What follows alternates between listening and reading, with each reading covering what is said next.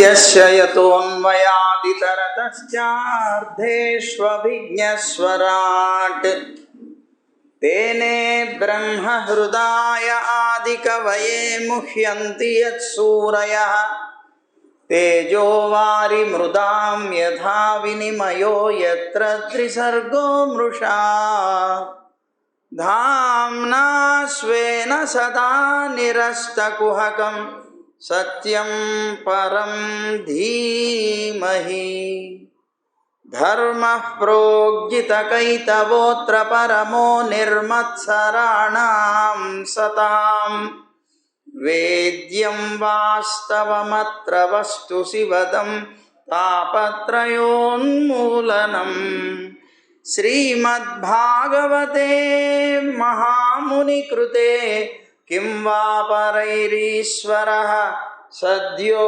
हृद्यवरुध्यतेऽत्र कृतिभिः शुश्रूषुभिस्तक्षणात् नारायणं नमस्कृत्य नरं चैव नरोत्तमं देवीं सरस्वतीं व्यासं ततो जयमुदीरयेत्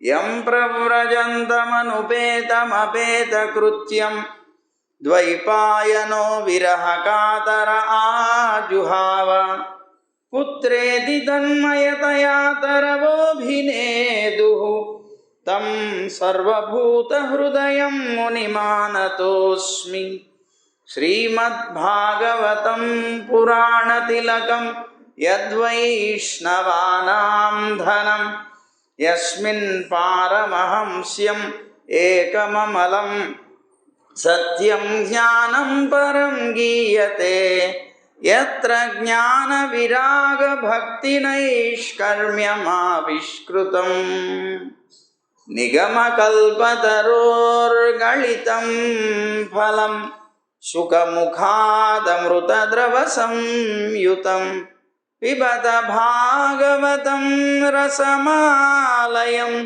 मुहुरहो रसिका भुवि भावुकाः ज्ञानानन्दमयं देवं निर्मलस्फटिकाकृतिम् आधारं सर्वविद्यानां हयग्रीवमुपास्महे श्रीरङ्गसिंहगिरिदेशिकपादसेवा प्राप्ताखिल द्रविडवेदरहस्यजातं श्रीगौतमान्वयजमाश्रितभागधेयं गोपालदेशिकमहं शरणं प्रपद्ये संसारसागरे मग्नं दीनं मां करुणानिधे कर्ममोहगृहीताङ्गं मामुद्धर भवार्णवात्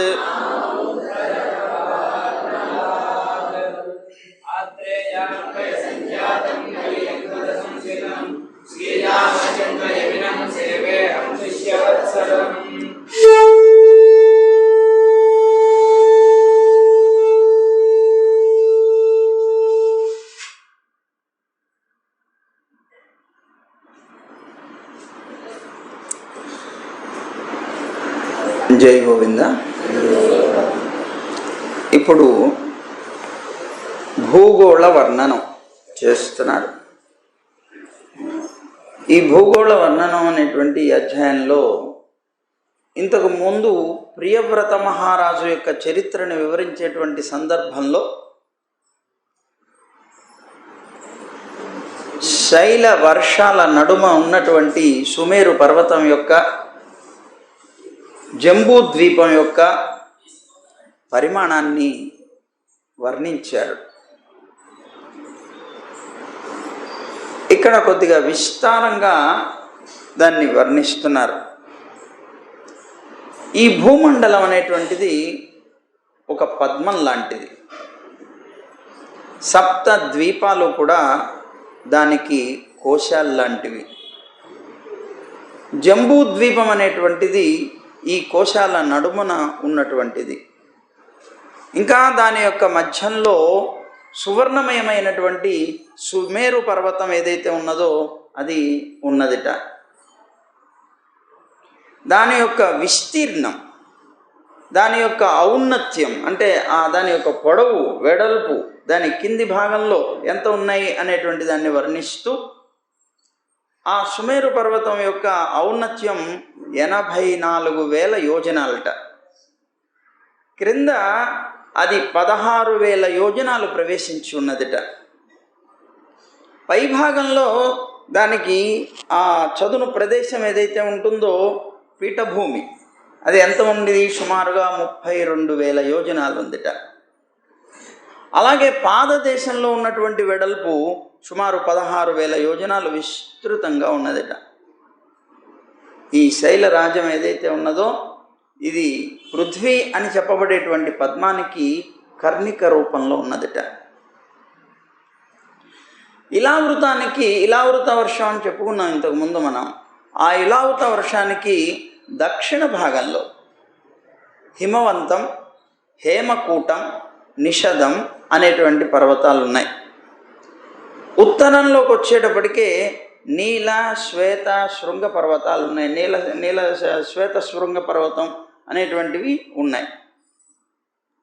ఇవి భారతదేశం, భారతవర్షం మొదలైనటువంటి వర్షాలు ఏవైతే ఉన్నాయో వాటికి హద్దుగా నిరూపించడం కోసంగా ఉండేటువంటి పర్వతాలు అవి ఉన్నాయి.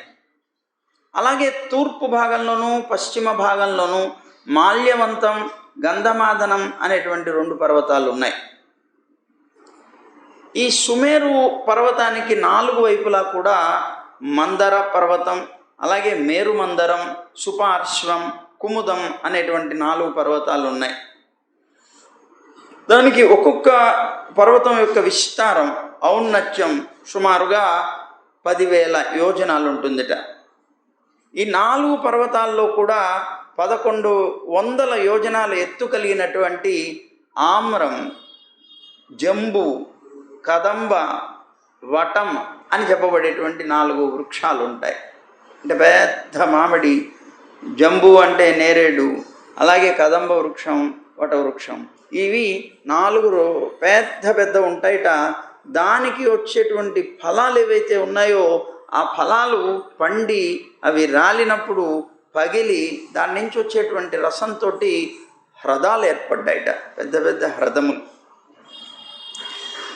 అందులో కొన్ని దుగ్ధపూరితంగా ఉంటాయిట, కొన్ని మధువు అంటే తేనెతో ఉంటాయిట, కొన్ని చెరుకు రసపూరితంగా ఉంటాయిట, కొన్ని శుద్ధమైనటువంటి జలంతో ఉంటాయిట. ఇవి సర్వసిద్ధిప్రదాలట. ఏ కోరిక కోరితే దాంట్లో మునిగితే దానికి సంబంధించి అన్ని కోరికలు తీర్చగలిగేటువంటి గొప్ప హ్రదాలైతే దాని చుట్టూత నందనవనం ఉన్నదిట. చిత్రరథం అని చెప్పబడేటువంటి వనం, వైభ్రాజికం, సర్వతోభద్రం అనేటువంటి 4 దివ్య వనాలు కూడా ఉన్నాయట.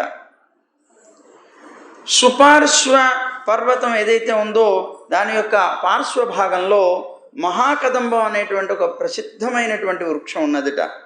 దాని తొర్ర ఏదైతే ఉంటుందో దాని కోటరం అంటే తొర్ర, ఆ కోటరం నుంచి పంచవ్యామ పరిమితమైనటువంటి 5 మధు ధారలు ఏవైతే ఉన్నాయో దాని నుంచి పడుతూ ఉంటాయిట, మధుదారలు. ఏంటండి ఈ పంచవ్యామ పరిమితం అంటున్నారు కదా, వ్యామం అంటే ఎంత కొలత అని. వ్యామం అంటే ఇప్పుడు 2 చేతులు కూడాను ఇలా చాపేస్తే ఈ మధ్య భాగంలో ఏదైతే ఉంటుందో ఇలాంటివి 5 అన్నమాట. దీనికి వ్యామం అని పేరు. ఈ ఉన్నటువంటి కొలత 5 రెట్లుగా వస్తే అంత లావు ధారలు పడుతూ ఉంటాయట. సరే, ఇట్లా ఏర్పడుతూ ఉంటాయి. అలాగే కుముదం అనేటువంటి ఒక పర్వతం ఉంది. ఆ పర్వతం మీద 100 స్కందాలతో అంటే పెద్ద పెద్ద ఏమంటారు శాఖలతోటి పెద్ద వటవృక్షం ఒకటి ఉన్నదిట. దాని యొక్క స్కందం నుంచి కొన్ని నదులే ప్రవహిస్తాయిట, నదులే ప్రవహిస్తూ ఉంటాయిట. ఆ నదులు కూడా పెరుగు, పాలు మొదలైనటువంటి ద్రవ్యాలకి కావలసినంతగా ఆ నదుల్లో నుంచి వస్తూ ఉంటుందిట.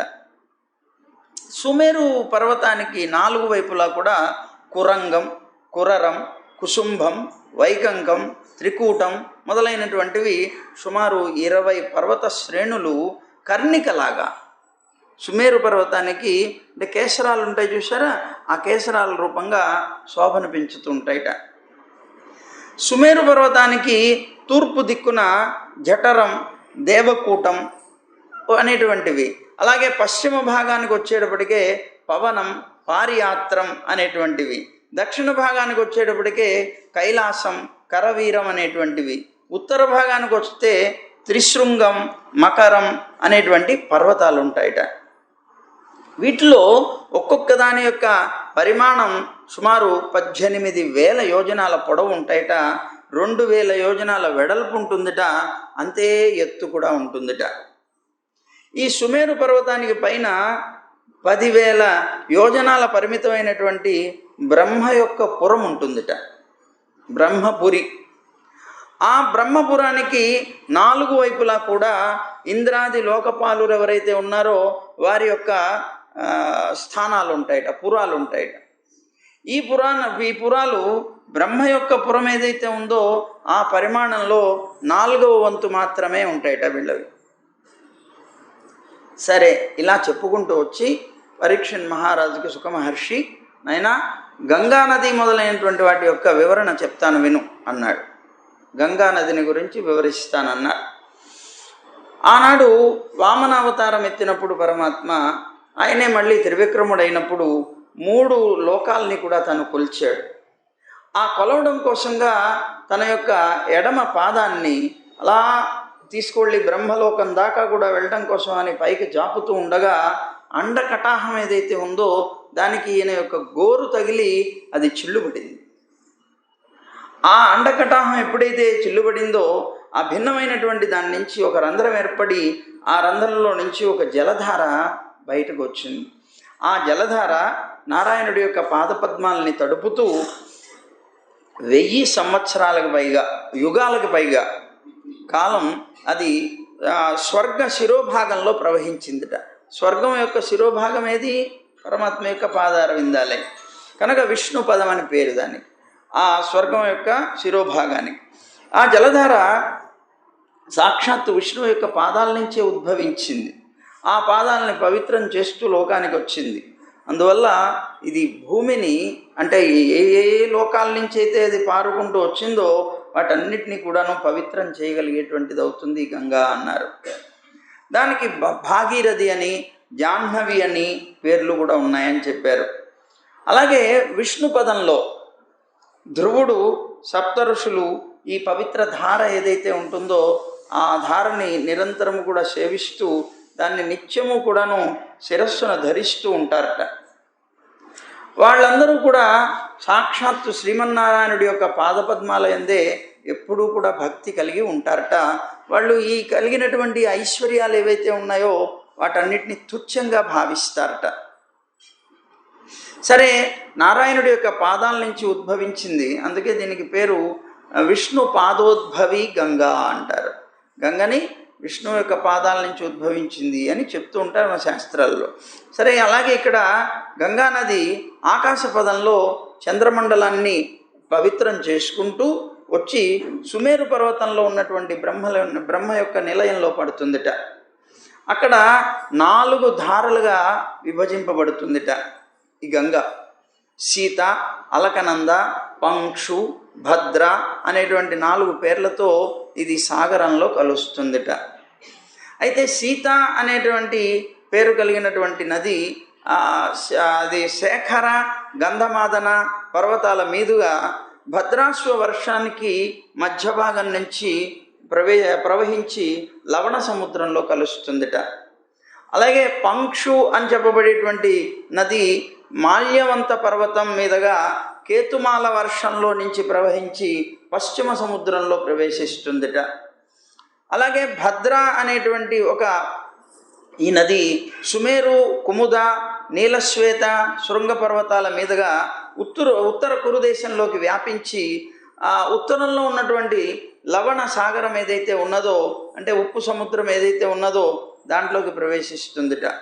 అలాగే అలకనంద అని చెప్పబడేటువంటి నది బ్రహ్మాలయం ఏదైతే ఉన్నదో, అంటే బ్రహ్మపురం ఏదైతే ఉన్నదో, దానికి దక్షిణ భాగంలో ఉండేటువంటి అనేక పర్వతాలని అధిగమిస్తూ హేమకూటం హిమకూటం అని చెప్పబడేటువంటి ఆ పర్వతాల మీదుగా భారతవర్షంలోకి వ్యాపించి దక్షిణ లవణ సముద్రంలోకి ప్రవేశిస్తుందిట.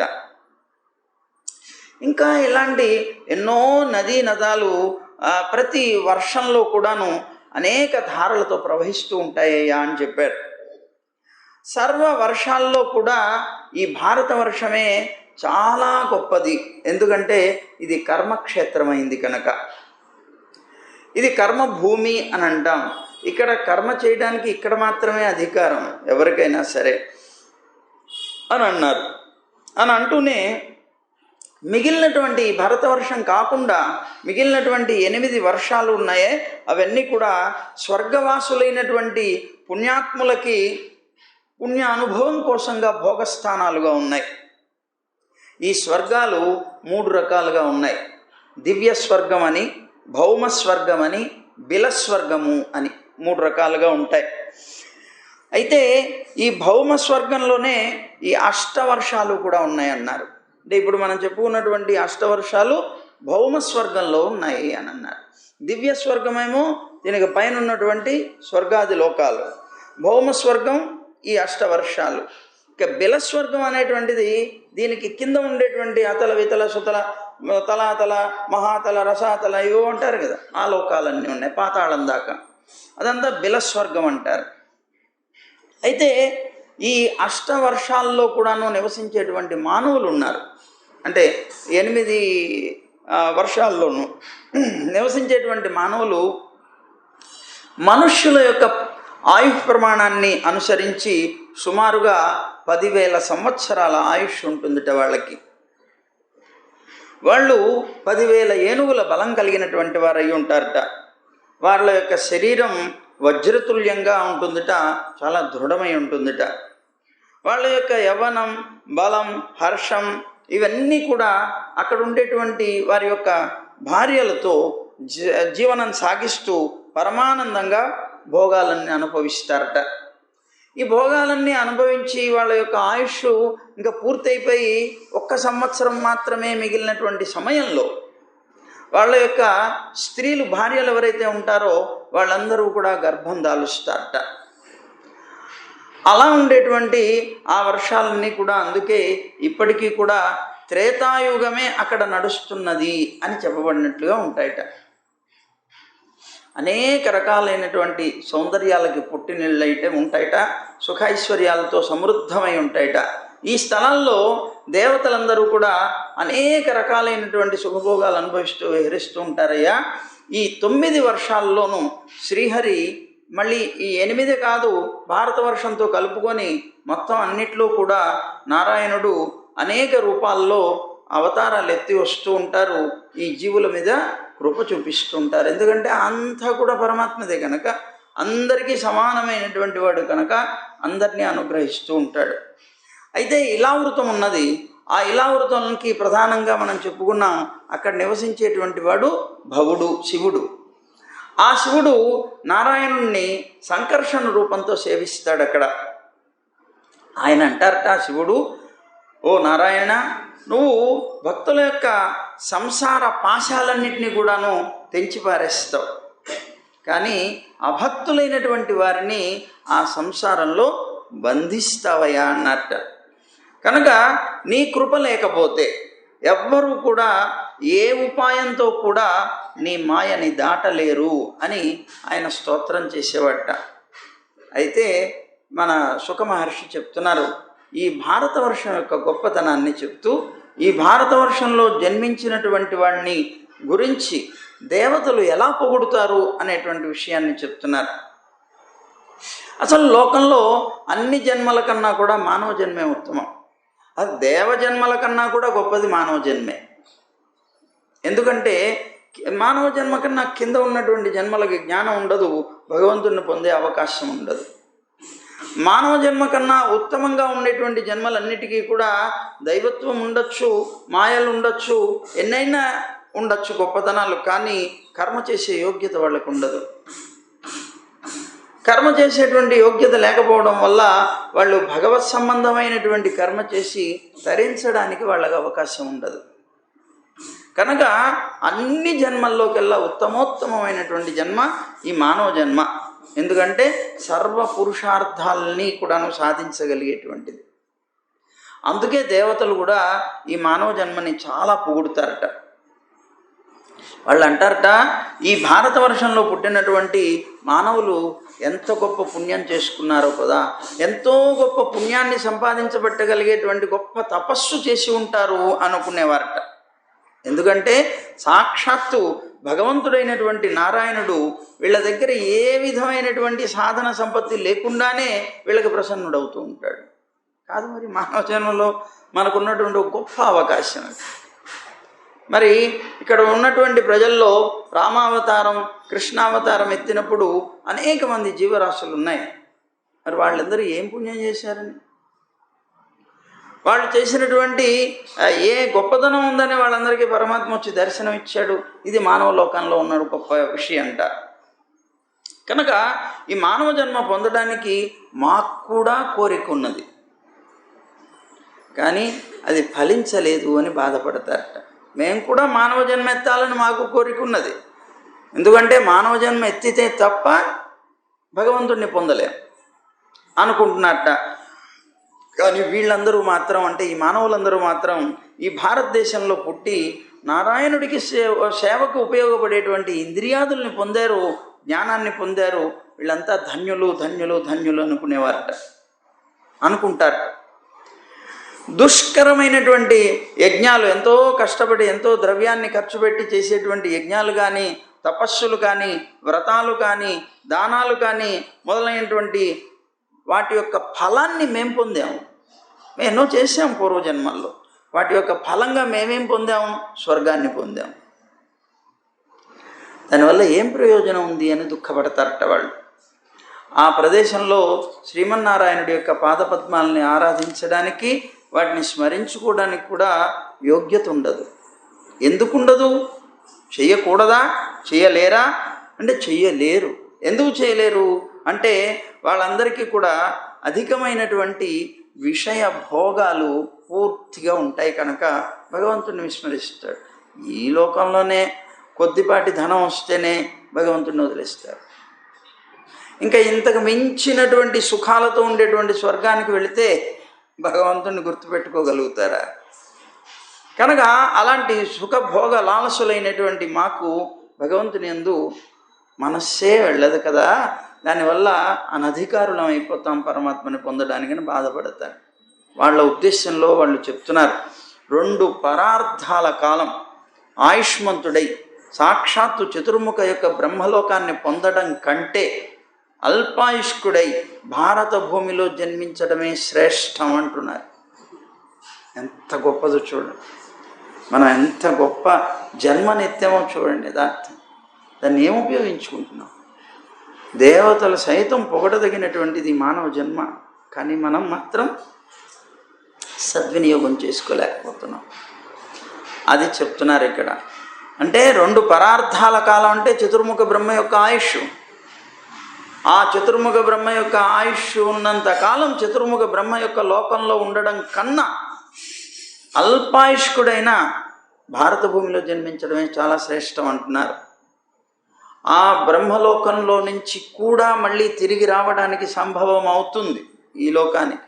కానీ మానవ లోకంలో పుట్టినటువంటి వాళ్ళ యొక్క శరీరం క్షణభంగురమైన, పరమాయువు అల్పమైన బుద్ధిమంతులైనటువంటి మానవులు కనుక చాలా అల్పకాలంలో అయినా సరే పరమాత్మ సంబంధమైనటువంటి కర్మలు చేస్తే వాళ్ళకి సాక్షాత్తు మోక్షమే కలుగుతుంది.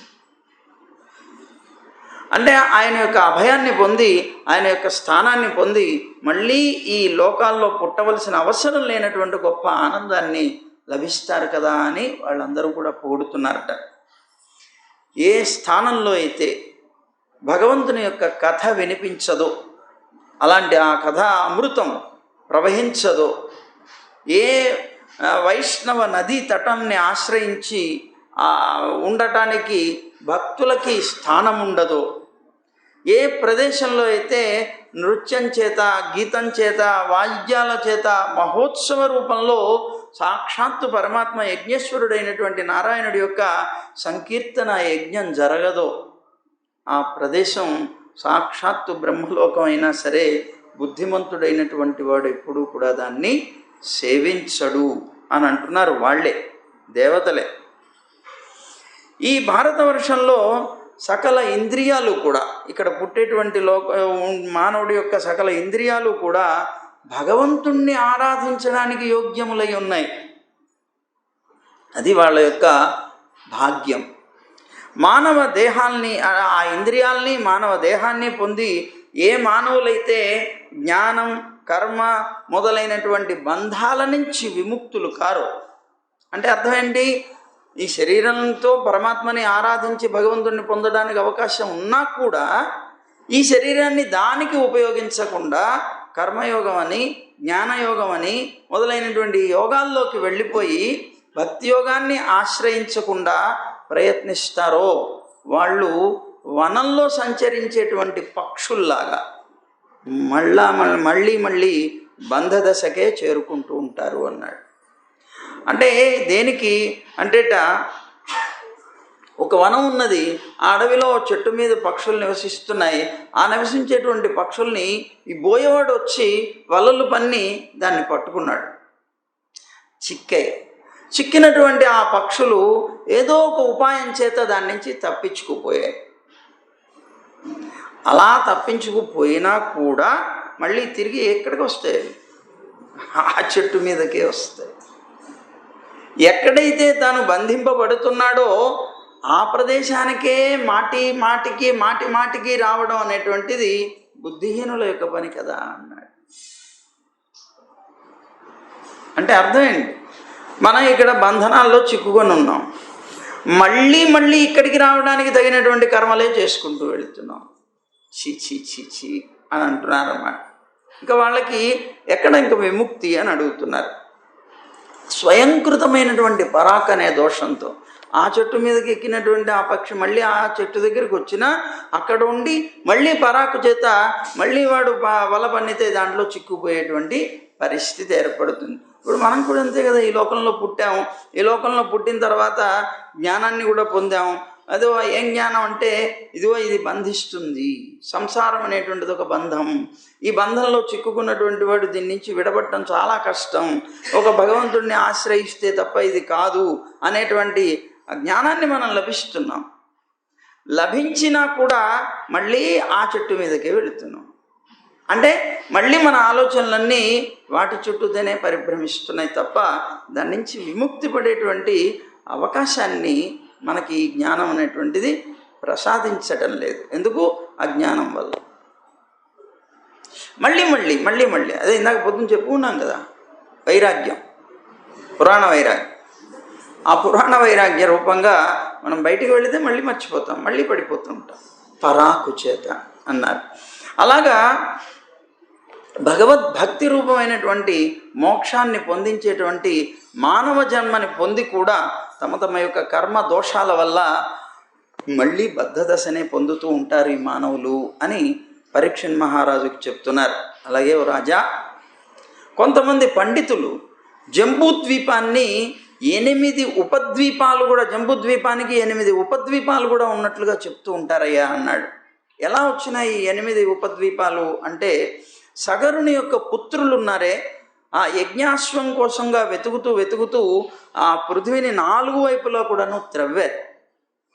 ఆ తవ్వినప్పుడు ఈ ద్వీపాలు ఏర్పడ్డాయి అని అంటూ ఉంటారయ్యా. ఈ ద్వీపాల పేర్లు ఏమిటి అంటే, స్వర్ణప్రస్థం అనేటువంటిది ఒకటి, చంద్రశుక్లం అనేటువంటిది, ఆవర్తనం అనేటువంటిది, రమణకము అనేటువంటిది, మందహరిణం అనేటువంటిది, పాంచజన్యం అనేటువంటిది, సింహళము అనేటువంటిది, లంక అనేటువంటిది. ఇలాంటి ద్వీపాలుగా విభజన జరిగింది అని అన్నారు. సరే, ఇక్కడ ఉండేటువంటి మనకి ఇంతకుముందు 6 ద్వీపాల గురించి, ప్లక్షం మొదలైనటువంటివి ఏవైతే ఉన్నాయో 6 ద్వీపాల యొక్క వివరణ చెప్తున్నాను విను అన్నారు. అక్కడి నుంచి లోకాలోక పర్వతం దాకా ఉన్నటువంటి వివరణ అంతా ఒకసారి చెప్తాను వినన్నారు. ఇదంతా భూగోళ వివరణం కదా. లక్షద్వీపం యొక్క పరిమాణం ఆ జంబూద్వీపానికి 2 రెట్లుగా ఉంటుంది. మనం జంబూద్వీపం ఇప్పటిదాకా చెప్పుకున్నాం. తర్వాత వచ్చేటువంటి లక్షద్వీపం జంబూద్వీపానికి 2 రెట్లుగా ఉంటుంది. ఈ ద్వీపం లవణ సముద్రం చేత చుట్టబడి ఉంటుంది. ప్రియవ్రతుడైనటువంటి అతని యొక్క ఆ రాజు యొక్క పుత్రుడైనటువంటి యుధ్మజిహ్వుడు అనేటువంటి అతను దీనికి రాజు అయి ఉంటాడు, అధిపతి అయి ఉన్నాడు. ఈ ద్వీపం 7 వర్షాలుగా విభక్తమై ఉన్నది. ప్రతి వర్షంలోనూ ఒక పర్వతం, ఒక నది ఉన్నాయి అన్నాడు. ఆ తర్వాత రెండవ ద్వీపం శాల్మలి ద్వీపం. శాల్మలి అంటే బూరుగు చెట్టు. ఆ ద్వీపంలో ఇవి ఉంటాయన్నమాట. అలాగా ఆ ద్వీపం సురోధం అనేటువంటి సముద్రం చేత చుట్టబడి ఉన్నది.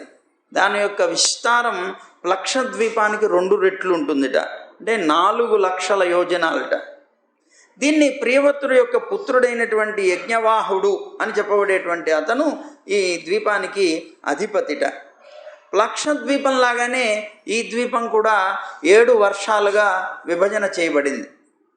ప్రతి వర్షంలో కూడా అక్కడ ఒక పర్వతం, ఒక నది అనేటువంటివి ఉన్నాయట. ఈ వర్ష వాసులైనటువంటి వాళ్ళందరూ కూడా చంద్రాత్మకుడైనటువంటి భగవన్మూర్తిని ఉపాసిస్తారట. ఇక మూడవదైనటువంటిది కుశద్వీపం. ఇది ఘృతోద సాగరం చేత పరివేష్టితమై ఉన్నది, అంటే చుట్టబడి ఉన్నది. సరే, ఇంతకుముందు ద్వీపంలాగానే ఇది 7 వర్షాలుగా విభక్తమైంది. ఈ కుశద్వీపానికి అధిపతి ప్రియవ్రతుని యొక్క పుత్రుడైనటువంటి హిరణ్యరేతస్సుడు. కుశద్వీపంలో 7 వర్షాలు కూడాను నివసించేటువంటి 7 వర్షాల్లో నివసించేటువంటి మానవులు అగ్ని రూపంలో ఉన్నటువంటి భగవన్మూర్తిని ఉపాసిస్తూ ఉంటారట, అంటే అగ్నికి అంతర్యామిగా ఉన్నటువంటి నారాయణుని. ఈ ద్వీపం యొక్క పరిమాణం ఆ సురోధ సాగరానికి 2 రెట్లుగా ఉంటుందిట, అంటే 8 లక్షల యోజనాలై ఉంటుందిట. ఇక 4వ ద్వీపం క్రౌంచ ద్వీపం. ఇది క్షీరోద సముద్రం చేత పరివేష్టితం, చుట్టబడి ఉంటుంది. దీని యొక్క పరిమాణం ఇంతకుముందు చెప్పబడినటువంటి ద్వీపానికి 2 రెట్లుగా ఉంటుంది, అంటే 16 లక్షల యోజనాలు. ఆ ప్రియవ్రతుడైనటువంటి అతని యొక్క పుత్రుడు ధృతపృష్ఠుడు అనేటువంటి వాడు ఈ ద్వీపానికి అధిపతి అయి ఉంటాడు. ఈ ద్వీపానికి కూడా ఇంతకు ద్వీపాల్లాగానే 7 వర్షాలుగా విభజన చేయబడింది. ప్రతి వర్షంలోనూ ఒక నది, ఒక పర్వతం అనేటువంటిది ఉంటూ వచ్చాయి. ఈ వర్షవాసులందరూ కూడా జల రూపంలో పరమాత్మని ఉపాసిస్తారట, జలరూపమైనటువంటి భగవంతుణ్ణి. 5వ ద్వీపం శాఖద్వీపం అంటారు. దీని యొక్క పరిమాణం 32 లక్షల యోజనాలు. ఈ ద్వీపానికి అధిపతి ప్రియవ్రతుడి యొక్క పుత్రుడైనటువంటి మేధాతిథి. ఈ ద్వీపం దధి సముద్రం చేత చుట్టబడి ఉంటుందిట. దీని యొక్క వెనకటి ద్వీపంలాగానే ఈ ద్వీపంలో కూడా 7 వర్షాలుగా విభక్తమైంది. ప్రతి వర్షంలోనూ ఒక్కొక్క నది, ఒక్కొక్క పర్వతం ఉన్నాయి. ఈ వర్షవాసులందరూ కూడా వాయురూపుడైనటువంటి, అంటే వాయువుకి మన అంతర్యామి అయినటువంటి పరమాత్మను ఉపాసిస్తారట. ఇక 6వ ద్వీపం పుష్కర ద్వీపం. ఇది మంచినీటి సముద్రంతో చుట్టబడి ఉంటుందిట. దీని యొక్క పరిమాణం ఇంతకుముందు ద్వీపానికి 2 రెట్లుగా ఉంటుంది. అలాగే ప్రియవ్రతుని యొక్క పుత్రుడు దీనికి వీతిహోత్రుడు అనేటువంటి వాడు దీనికి అధిపతి అయి ఉంటాడు. ఇది ప్రాక్ పశ్చిమ వర్షాలుగా విభక్తమైంది. ఈ 2 వర్షాలకి సరిహద్దు పర్వతాలు ఏవైతే ఉంటాయో వాటి యొక్క రూపంలో మానసోత్తర పర్వతం అనేటువంటి ఒక పర్వతం సరిహద్దు పర్వతంగా ఉన్నదిట. ఈ వర్షాలు స్వయంభూమూర్తి అయినటువంటి భగవంతుణ్ణి ఉపాసిస్తాయిట ఈ వర్షాల్లో ఉన్నటువంటి వాళ్ళు. ఆ తర్వాత సూర్యాదుల యొక్క ఆలోక విశిష్టం, అలాగే ఆలోక విహీనం అయినటువంటి దేవస్థాలు, అంటే సూర్యుని యొక్క కిరణాలు పడేటువంటివి, పడనటువంటివి అనేటువంటివి 2 ఉన్నాయి. సూర్యుని యొక్క ప్రకాశం ఉండేవి, ప్రకాశం లేనివి.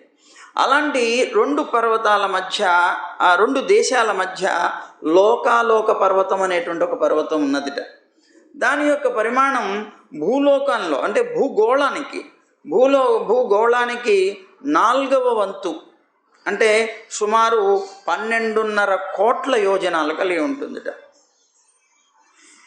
ఈ పరమాత్మ ఈ పర్వతాన్ని భూలోకం, భువర్లోకం, స్వర్లోకం అని చెప్పబడేటువంటి మూడింటికి కూడాను సరిహద్దు పర్వతంగా స్థాపించారట. సూర్యాదుల లోకం నుంచి ధ్రువలోకం వరకు జ్యోతిర్మయ మండలం యొక్క కిరణాలు ఏవైతే ఉంటాయో 4 వైపులా కూడాను ప్రసరించవలసినటువంటివి ఇది మండలాంతరంలో ఉన్నటువంటి 3 లోకాల వరకు మాత్రమే వ్యాపించి ఉంటాయి. ఈ పర్వతం ఈ మిగిలినటువంటి వాటికి ప్రసరించాలి అంటే ప్రతిబంధకంగా ఉంటుందిట. ఈ పర్వతాన్ని దాటి అవి వెళ్ళలేకపోతాయి. ఈ పర్వతం చాలా గొప్ప ఉన్నతంగా ఉంటుందిట.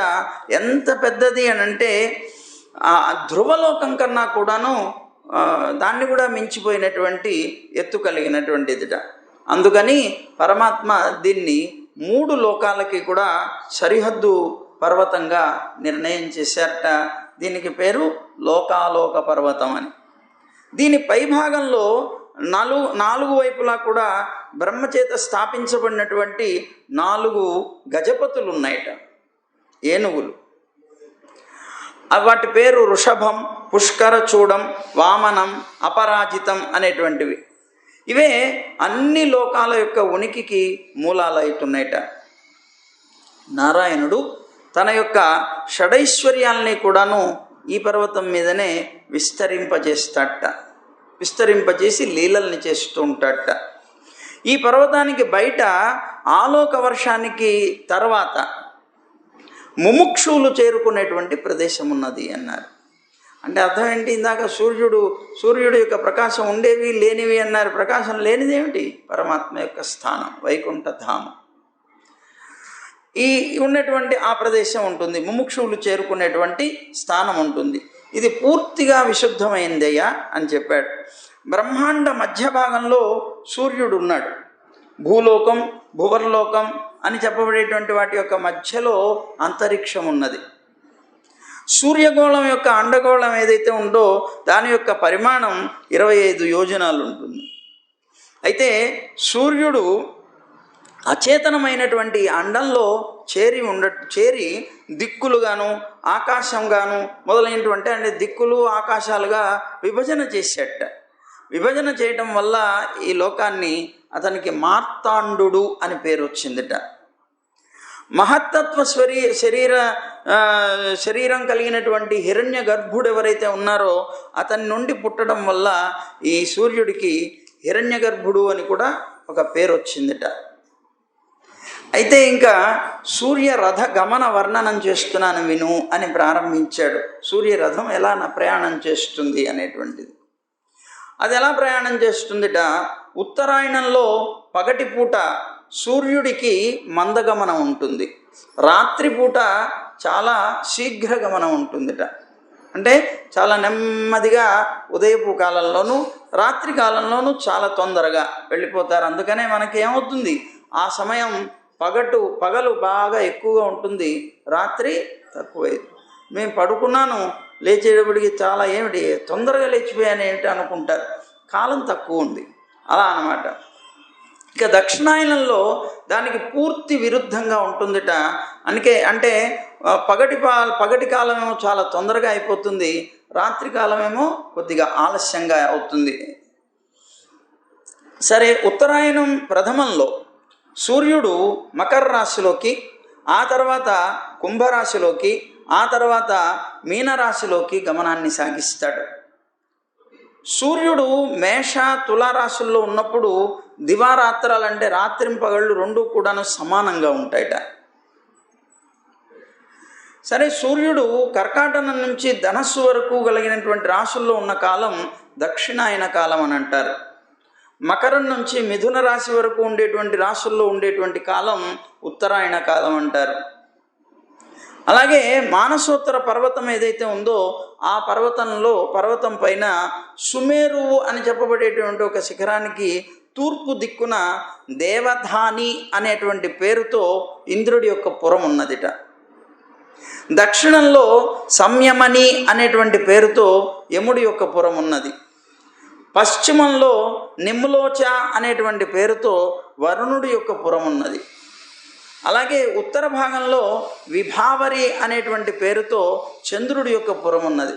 ఈ పురాల్లో తగినటువంటి కాలాల్లో సూర్యుడికి ఉదయం, మధ్యాహ్నం, అస్తమయం, నిశీధం అనేటువంటివి కలుగుతూ ఉంటాయి.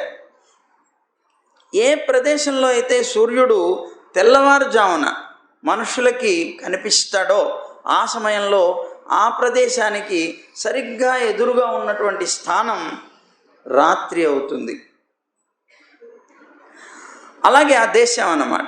అలాగే అస్తమిత రూపంలో ఎప్పుడైతే అనిపిస్తాడో ఆయనకి ఏ స్థానంలో అయితే అస్తమిస్తున్నాడో దానికి ఎదురుగా ఉండేటువంటి స్థానం ఉదయం అవుతుంది.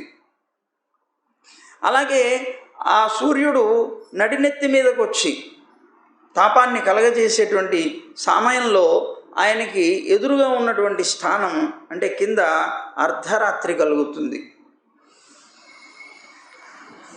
అలాగే చంద్రుడు మొదలైనటువంటి ఇతర గ్రహాలతోటి, నక్షత్రాలతోటి కూడి జ్యోతిష్ చక్రంలో ఈయన ఉదయిస్తూ ఉంటాడు, అస్తమిస్తూ ఉంటాడు. సౌరరథం యొక్క సంవత్సరం అనేటువంటి ఒక చక్రం సముదాయ కాలచక్రం అనే పేరు కలిగినటువంటిది అలా ప్రతిష్టమైంది. దీని యొక్క ఆ చక్రం యొక్క ఇరుస్సు ఉన్నది, అక్షం అంటారు. దాని యొక్క ఒక కొన సుమేరు పర్వతానికి శీర్ష దేశంలో అంటే పై భాగంలో ఉంటుందిట ఒక కొన, ఇంకొక కొన మానసోత్తర పర్వతానికి ఉంటుందిట. గాయత్రి, బృహతి, ఉష్ణిక్కు, జగతి, త్రిష్టుప్పు, అనుష్టుప్పు, పంక్తి అని చెప్పబడేటువంటి 7 ఛందస్సులు కూడా సూర్యుడికి అశ్వాలయ్యి ఉంటాయట. ఇవి అరుణదేవుడి చేత 9 లక్షల యోజనాల పరిమితి కలిగినటువంటి కాడి మీద కూర్చబడి ఉంటాయట. ఆదిత్య దేవుణ్ణి ఇవి మోస్తూ ఉంటాయట. అంగుష్ట పరిమాణం కలిగినటువంటి 60,000 మంది వాలఖిల్యులు అని చెప్పబడేటువంటి మహర్షులు ఆ సూర్యుడికి ఎదురుగా ఉండి ఆ సూర్యుడిని స్తోత్రం చేస్తూ ఉంటారట. గంధర్వులు, అప్సరసలు మొదలైనటువంటి 14 సంఖ్య కలిగినటువంటి వ్యక్తులు 7 గణాలుగా ఏర్పడి వేరువేరుగా ఉండేటువంటి కర్మల తోటి ప్రతి మాసంలోనూ అనేక పేర్లు కలిగినటువంటి సూర్యుణ్ణి, సూర్యాంతర్యామి అయినటువంటి భగవంతుణ్ణి ఉపాసిస్తూ ఉంటారట. ఆ ఆదిత్య దేవుడు అలా 9,51,00,00,000 యోజనాల పరిమితి కలిగినటువంటి ఈ భూమండలాన్ని ప్రతి క్షణం కూడా 2002 యోజనాల దూరం పరిభ్రమిస్తూ ఉంటాడట. ప్రతి క్షణానికి 2002 యోజనాల విస్తీర్ణం పరిభ్రమించడంలో ఉంటుందిట. తర్వాత జగత్తుకి పతి అయినటువంటి నారాయణుడి యొక్క ఋగ్వేదం, యజుర్వేదం, సామవేద స్వరూపమైనటువంటి త్రయి అంటారు. ఆ వేదత్రయి రూపమే ఈ సూర్యుడు అని అంటారు. సూర్య రూపంతోనే వేదత్రయి ఉన్నది అంటున్నారు. ఈ సూర్యుడే తన యొక్క ఆత్మని 12 భాగాలుగా విభజించుకొని క్రమంగా వసంతం మొదలైనటువంటి ఋతువుల్ని, శీతం, ఉష్ణాది ఋతు గణాలని ఏర్పాటు చేసుకున్నట్ట. అలాగే యోగులైనటువంటి వారు వర్ణ ఆశ్రమ ధర్మాల్ని అనుసరించి కర్మిష్ఠులై అష్టాంగ యోగాల ద్వారాను, అలాగే అగ్నిహోత్రులైనటువంటి వారు యజ్ఞాల ద్వారాను సూర్యుల్లో ఉన్నటువంటి నారాయణుణ్ణి ఉపాసిస్తూ ఉంటారట. సూర్యుడు స్వర్గం యొక్క, అంతరిక్షం యొక్క నడుమున కాలచక్రస్థమైనటువంటి మేషాది రాసుల్లో ఉండి ఆ రాసుల యొక్క నామాల్ని అనుసరించి 12 మాసాలని అనుభవిస్తూ ఉంటాడట. చంద్రమాసంలో 2 పక్షాలకి ఒక మాసం ఉంటుంది చంద్రమానంలో. అలాగే సౌరమానంలోకి వచ్చేటప్పటికే సపాదద్వయ నక్షత్ర భోగకాలం ఒక మాసంగా ఉంటుంది. అలాగే సూర్యుడి యొక్క సంవత్సరంలో ఒక షష్టాంశం అంటే 6 వంతుల భాగం భోగకాలం ఒక ఋతువుగా చెప్పబడుతుంది. అలాగే నభోమండలం యొక్క అర్ధాంశం అంటే 6 మాసాలు, 12 మాసాల్లో 6 మాసాలు భోగకాలం ఒక అయనంగా చెప్పబడుతుంది. సూర్యుడు ఏ కాలంలో అయితే తన యొక్క మందంగాను లేదా వేగంగాను లేదా సమానంగా పయనించేటువంటి స్థితి ఉంటుందో దాన్ని అనుసరించి స్వర్గంలోనూ భూమండలంలోనూ నభోమండలంలోనూ ఉండేటువంటి ఆ కాలాన్ని సూర్యుడు తన యొక్క ఈ గతుల ద్వారా అనుభవిస్తూ ఉంటాడు. మందంగాను అలాగే క్షిప్రంగాను సమాన వేగాలతో అనుభవిస్తూ ఉంటాడు. ఆ కాలాన్ని పండితులందరూ కూడా సంవత్సరమని, పరివత్సరమని, ఇలావత్సరమని, అనువత్సరమని, వత్సరమని పేర్లతోటి పిలుస్తూ ఉంటారు ఆ కాలాన్నంతటినీ. సూర్యమండలానికి 1,00,000 యోజనాలకి పైభాగంలో చంద్రగ్రహం ఉన్నదయ్యా అన్నాడు. షోడశ కళలు కలిగినటువంటి చంద్రుని యొక్క వృద్ధి క్షయాలని అనుసరించే దేవలోకం పితృలోకాల యొక్క అహోరాత్రాలు నడుస్తూ ఉంటాయట, చంద్రుడి యొక్క వృద్ధి క్షయాలను అనుసరించి. అలాగే చంద్రమండలానికి 2,00,000 యోజనాల పైభాగంలో కొన్ని నక్షత్రాలు కూర్చబడ్డాయి.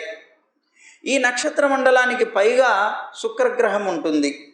ఈ గ్రహం ప్రాణులందరి మీద కూడా ఎప్పుడూ శుభమైనటువంటి దృష్టితో ఉంటుంది. ఈ శుక్రగ్రహానికి 2,00,000 యోజనాలకి పైభాగంలో బుధగ్రహం ఉంటుంది. అది ప్రాణులకి ఒక్కొక్కప్పుడు శుభాన్ని కలిగిస్తుంటుంది, ఒక్కొక్కప్పుడు అశుభాన్ని కలిగిస్తూ ఉంటుంది. ఈ బుధగ్రహానికి పైన 2,00,000 యోజనాలకి పైగా బృహస్పతి గ్రహం ఉంటుంది. ఈ గ్రహం తరచుగా బ్రాహ్మణులకి అనుకూలమై ఉంటుంది. ఈ బృహస్పతి గ్రహానికి పైభాగంలో శనైశ్వరుడు ఉంటాడు. అతని యొక్క అది అశుభగ్రహంగా చెప్పబడుతుంది. దానికి పైన సప్తర్షి మండలం ఉంటుంది. ఈ సప్తర్షి మండలం ఎప్పుడూ కూడా లోకాలన్నిటికీ క్షేమం జరగాలి అని ఆ విష్ణువు యొక్క స్థానమైనటువంటి ఆ ధ్రువలోకం ఏదైతే ఉంటుందో దానికి ప్రదక్షిణ చేస్తూ ఉంటాయట. సప్తర్షి మండలం ప్రదక్షిణ చేస్తుంది. దేవతలు కూడా చేస్తారని చెప్పాడు కదా. ఇలా సప్తర్షి మండలం ఏదైతే ఉన్నదో దీనికి పై భాగంలో 13,00,000 యోజనాలకి లోపలగా విష్ణు భగవంతుడి యొక్క నారాయణుడి యొక్క పరమపదం అనేటువంటిది ఉన్నది. అక్కడ అగ్ని, ఇంద్ర, ప్రజాపతి, కశ్యప, ధర్మదేవతల ద్వారా చాలా గొప్పగా సన్మానితుడైనటువంటి ధ్రువుడు వాళ్లతో పాటుగా నివసిస్తూ ఉంటాడు. కాడికి కట్టివేయబడినటువంటి ఒక ఎద్దులాగా కాలం అనేటువంటిది జ్యోతిర్గణం చుట్టూతా నిరంతరం తిరుగుతూ ఉంటుందిట. ధ్రువుడు దానికి స్తంభం అవుతాడట. అంటే కట్టుగొయ్య అంటారు చూసారా, కట్టుగొయ్య అవుతాడట. కాలచక్రంలో ఉన్నటువంటి జ్యోతిర్గణం ధ్రువుణ్ణి ఆధారంగా చేసుకొనే ఆయన చుట్టూతో తిరుగుతూ ఉంటుంది అన్నాడు. కొంతమంది విరాట్ ఉపాసకులు ఉంటారు. భగవంతుని యొక్క విరాట్ రూపాన్ని ఉపాసించేటువంటి వాడు. మనం ముందులో చెప్పుకున్నాం మనం ఆ విరాట్ ఉపాసన. ఆ విరాట్ ఉపాసనలో ఏ అంగానికి ఏ లోకాలు ఉన్నాయి, ఏమేమి స్థానాల్లో ఏమేమి ఉంటాయి అనేటువంటిది మొత్తం కూడా చెప్పుకున్నాం. ఆ ఉన్నటువంటి ఆ విరాట్ రూపాన్ని భావన చేసేటప్పుడు ఒక్కొక్క స్థానంలో ఒక్కొక్క లోకాన్ని దర్శించుకుంటూ ఎలాగైతే వెళతారో అలాగా కొంతమంది మహానుభావులైనటువంటి యోగులుట ఈ జ్యోతిష్ చక్రాన్ని శిశుమార ఆకృతిలో నారాయణుడి యొక్క రూపంతో కల్పన చేసుకుంటారట. ఆ శిశుమారం యొక్క మస్తకం అంటే శిరస్సు అధోముఖంలో ఉన్నట్టుగా భావన చేస్తారు. అలాగే దేహం సర్పంలాగా ఉండేటువంటి అంటే కుండలీభూతమైనటువంటి రీతిలో ఉన్నట్లుగా భావిస్తారు. దాని యొక్క పుచ్చం ఉంటుంది తోక, దాని యొక్క అగ్రభాగంలో ధ్రువుడు, లాంగూలంలో ప్రజాపతి, అగ్ని, ఇంద్రుడు, ధర్మదేవత, అలాగే పుచ్చమూలంలో దాత, విధాత మొదలైనటువంటి వాళ్ళని ఊహిస్తారు. కటి దేశంలో సప్త ఋషులు ఉన్నట్లుగా భావిస్తారు. దాని యొక్క శరీరానికి దక్షిణావృత్తంలో ఉండేటువంటి కుండలీభూత అవస్థ ఉంటుంది అని, దక్షిణావృతమైనటువంటి దాని శరీరం అంతా కూడా ఆ విధంగా ఉంటుందని భావిస్తారు. అంటే కుండలిని కూడా అలా దక్షిణావృత రూపంలో చుట్టుకొని పడుకుని ఉంటుంది. ఇక్కడ ఉంటుంది కుండలిని అని. మనకు ఉండేటువంటి ఈ వెన్నుపూసకి కింది భాగంలో చివరి భాగంలో ఉంటుంది. సన్నగా ఎట్లా తామర తూడులో ఉండేటువంటి ఆ ఒక పోగులాగా ఇక్కడ చుట్టుకుని ఉంటుంది. ఆ కుండల్ని నిద్ర లేపడం కోసం అది ఎప్పుడు నిద్రిస్తుంటుంది. ఆ నిద్ర ఉండడం వల్లే మనం అజ్ఞానంలో ఉన్నాం. కనుక దానిని ఉత్తేజపరచడం కోసమనే ప్రాణాయామం చేస్తారు. మామూలుగా చేసేటువంటి ప్రాణాయామాలన్నీ కూడాను ఏదో రక్తశుద్ధికి, ఆరోగ్యానికి, వాటికి ఈ విధమైనటువంటి కుండలిని ఉత్తేజపరచడం కోసంగా చేసే ప్రాణాయామ విధానం వేరుగా ఉంటుంది. అది గురువు ఉండాలి. గురువు యొక్క మార్గదర్శకంలోనే అది చేయాలి తప్ప ఎట్లా పడితే అట్లా చేస్తే బ్రెయిన్ పాడైపోతుంది, పిచ్చివాడైపోతాడు. అందువల్ల ఎట్లా పడితే అట్లా చేయకూడదు. తప్పనిసరిగా గురువు ఉండాలి. గురువు యొక్క నేతృత్వంలోనే జాగ్రత్తగా చేసుకుంటూ వెళ్ళాలి. ఈ వెళ్ళేటువంటి వాయువు మామూలుగా అయితే మనకు వెళ్ళి ఈ రక్త నాళాల్లోకి చేరి రక్తాన్ని శుద్ధి చేస్తుంది, తద్వారా మనస్సు శుద్ధి అవుతుంది అంటారు. దానివల్ల అనారోగ్యాలు కూడా రాకుండా ఉంటాయి. కానీ ఈ కుండల్ని నిద్ర లేపడం కోసం, అంటే దాన్ని ఉత్తేజపరచడం కోసంగా చేసేటువంటిది అలా ఈ గాలిని పీల్చి స్తంభించి ఈ గాలి ఇలా వెళ్ళి ఈ వెన్నుపూస నుంచి ఎలా నెమ్మదిగా కిందకి జారి ఆ వాయువు దాని మీద ప్రెషర్ తీసుకురావాలి. బాగా దాన్ని ఒత్తిడి తెచ్చి తెచ్చి తెచ్చి తెచ్చి ఎన్నిసార్లు ప్రాణాయామం చేయగా చేయగా చేయగా అప్పుడు అది ఒక్కసారి ఉత్తేజమై అది ఒక్కసారి కదిలిందంటే చాలు గొప్ప శక్తులు వస్తాయి. అది కదిలి నెమ్మదిగా అలా పాకుతూ మనకు ఉండేటువంటి ఈ చక్రాలను ఒక్కొక్క చక్రం దాటితే ఒక్కొక్క ఫలం అలా దాటి దాటి దాటి దాటి అది ఇక్కడికి చేరితే సహస్రారంలోకి ఇది ఒక్కసారి బద్దలైపోయి జీవుడు మోక్షాన్ని పొందుతాడు. అసలు ఆ కుండల్ని కదిలించడమే చాలా కష్టం. ముందు అది నిద్ర లేపడమే, చైతన్యం చేయడమే చాలా కష్టం. దానికే సాధన కావాలి ఎక్కువ.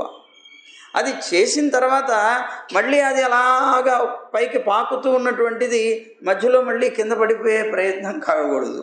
దానికోసం చాలా జాగ్రత్తగా గురువు యొక్క దీంట్లో పాలనలో మనం జాగ్రత్తగా చేసుకుంటూ వెళ్ళాలి. కొద్ది గొప్ప మనం కనుక చేసేటువంటి విధానంలో మనం స్వతంత్రించాము, దెబ్బ టక్కని బుద్ధి కొట్టేస్తుంది, వెంటనే వీడు పిచ్చివాడో వెర్రివాడో అయిపోతాడు.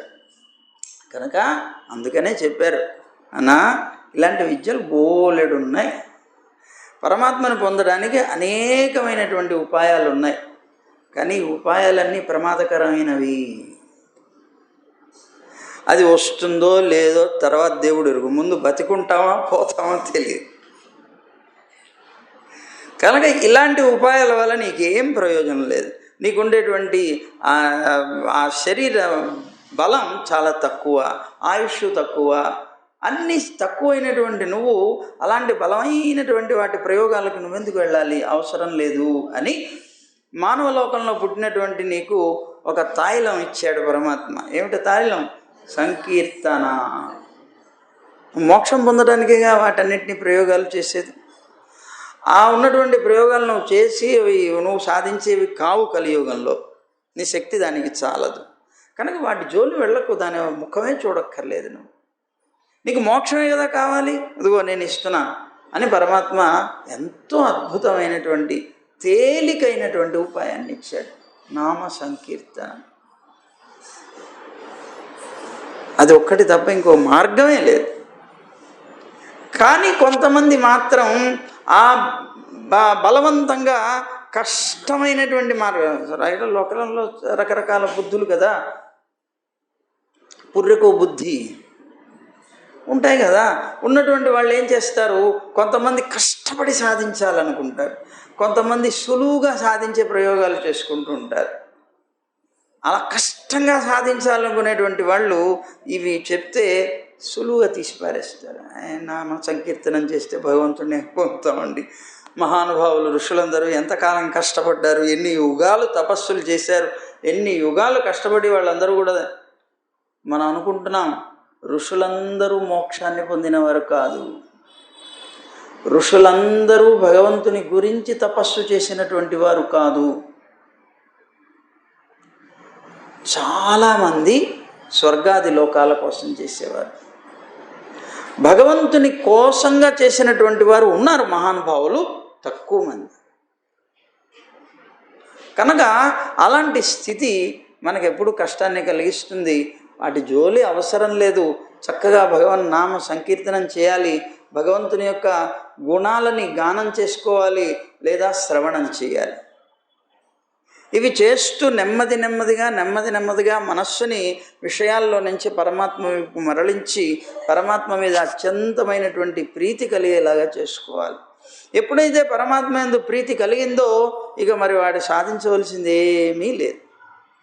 వాడి తనకి శాస్త్రాలతో అవసరం లేదు, ఏ విధమైనటువంటి గ్రంథాలతో అవసరం లేదు, ఏ విధమైన జ్ఞానంతోనూ అవసరం లేదు. భగవంతుని మీద ప్రీతి కలగాలి, అది ఒక్కటి మాత్రమే. ఇది లేనప్పుడు మీకు ఎన్ని శాస్త్రాల్లో మీరు గొప్ప పారంగతులైనా కూడా వ్యర్థమే, వృధాయే. తల్లకిందుల తపస్సు చేయగలిగినా కూడా వృధాయే. అవన్నీ చేసేది, ఆ గ్రంథాలన్నీ కూడా పరిశీలన చేసేది పరమాత్మ మీద ప్రీతి కలగడానికి కావాల్సిన మార్గం కోసమే. అది గుర్తుపెట్టుకోండి అంటున్నారు అన్నమాట. అందువల్ల ఆ పరమాత్మ సంబంధమైనటువంటి ఈ శిశుమార ఆకృతిని వీళ్ళందరూ కూడా ఆలోచన చేసేవారట. పుష్యమి పునర్వసు నక్షత్రాలని శిశుమారానికి కుడి ఎడమల నితంబాలుగాను, ఆర్ద్ర ఆశ్లేష నక్షత్రాలని దక్షిణ వామ పాదాలలో ఉండేటువంటి దానిగాను, అలాగే ఇతర నక్షత్రాలని శిశుమారం యొక్క విభిన్న అంగాల్లో కూడాను కలుపుకొని కూర్చుకొని ఇవన్నీ కూడా భావన చేస్తూ జీవించేవారట. యోగుల యొక్క చిత్తం ఏదైతే ఉందో దాన్ని స్థిరపరచుకోవడం కోసం 3 సంధ్యల్లో కూడా ఈ శిశుమారాకృతి అయినటువంటి భగవంతుణ్ణి భావన చేశారు. శిశుమారంలో భగవంతుణ్ణి భావించేవారు. అంటే ఈ జగద్రూపుడు, ఇందాక చెప్పాం కదా, జగద్రూపుడైనటువంటి పరమాత్మని శిశుమారాకృతిలో భావన చేస్తూ వాళ్ళందరూ కూడా పరమాత్మను అలా ఉపాసించేవారు. కొంతమంది యోగులు అని చెప్పారు. ఆ తర్వాత రాహువు మొదలైనటువంటి గ్రహాల యొక్క ఉనికి, అలాగే అతల వితల సుతల అని చెప్పబడేటువంటి లోకాల యొక్క వర్ణనం, ఇవన్నీ కూడా చేయడానికి ప్రారంభిస్తున్నారు. అది మనం రేపు చెప్పుకుందాం. ఒక 5 నిమిషాలు మాత్రమే ఉంది కనుక ఇదంతా పూర్తి కాదు. ఇప్పుడు సమయం మధ్యలో ఆపడం ఎందుకు, మొత్తం వివరంగా మొదటి నుంచి చెప్పుకుందాం. సర్వం శ్రీకృష్ణార్పణమస్తు. గోవింద జయ జయ గోపాల జయ జయ,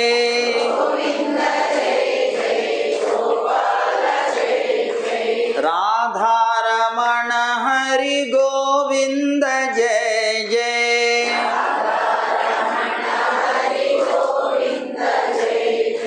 గోవింద జయ జయ గోపాల జయ జయ,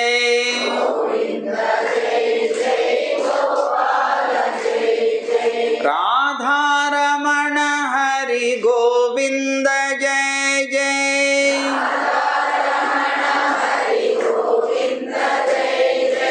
గోదారమణ హరి గోపాల జయ జయ,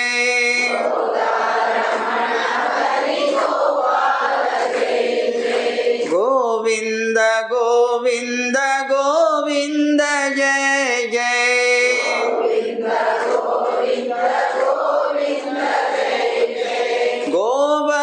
గోవర్ధనోద్ధార గోవింద జయ జయ,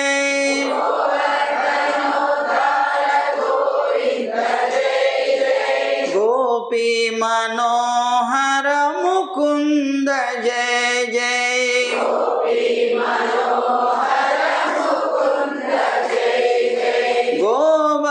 గోవర్ధనోద్ధార గోవింద జయ జయ,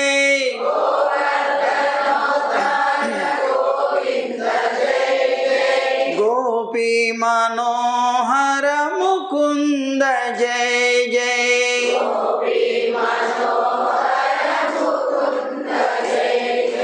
గోవింద జయ జయ గోపాల జయ జయ,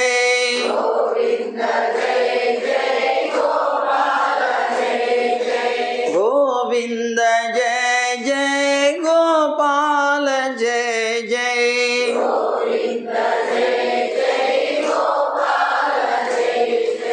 గోవింద జయ జయ గోపాల జయ జయ.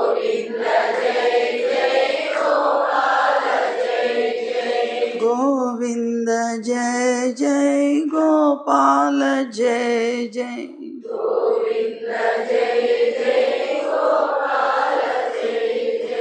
గోవింద జయ జయ గోపాల జయ జయ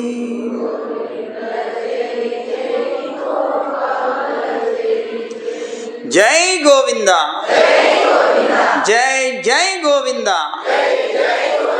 జై జై జై గోవింద జై శ్రీమన్నారాయణ జై జై శ్రీమన్నారాయణ జై జై జై శ్రీమన్నారాయణ. సర్వం శ్రీకృష్ణార్పణం.